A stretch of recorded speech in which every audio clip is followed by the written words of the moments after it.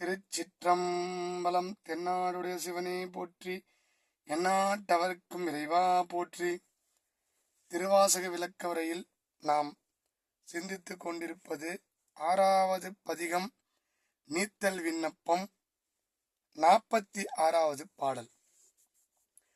உழைத்தரு நோக்கியர் கொங்கை பலாப்பழத்து ஈயின் ஒப்பாய், விழைத்தருவேனை விடுதி கண்டாய், விடின் வேலை நஞ்சுண்ட மழைதரு கண்டன், குணம் இலி மானிடன் தேய் மதியன், பழைதரு மாபரன் என்றென்று அறைவன் பழிப்பினையே அப்படின்னு பாடியிருப்பார். உழைதரு நோக்கியர் கொங்கை பலாப்பழத்தியின் ஒப்பாய் அப்படின்னா,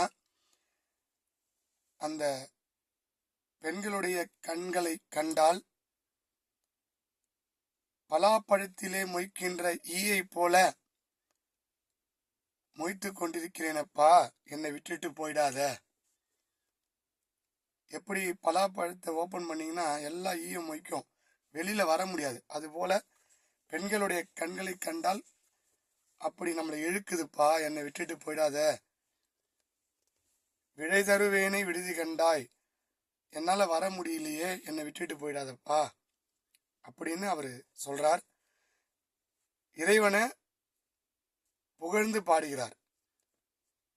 நஞ்சுண் மழை தரும் கண்டன், குணமிலி மானிடன் தேய் மதியன், மழை தரும் மாபரன் அப்படின்னா, மழை தருகின்ற மேகங்களைப் போல கருமையான அந்த கண்டத்தை கழுத்தை உடைய திருநீலகண்டனே,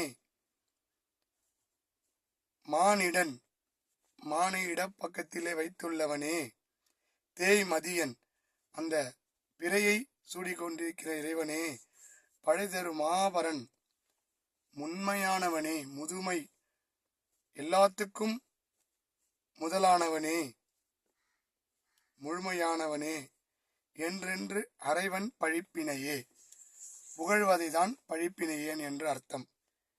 இப்படி இறைவனை புகழ்ந்து பாடுகிறார். தொடர்ந்து சிந்திப்போம். திருச்சிற்றம்பலம்.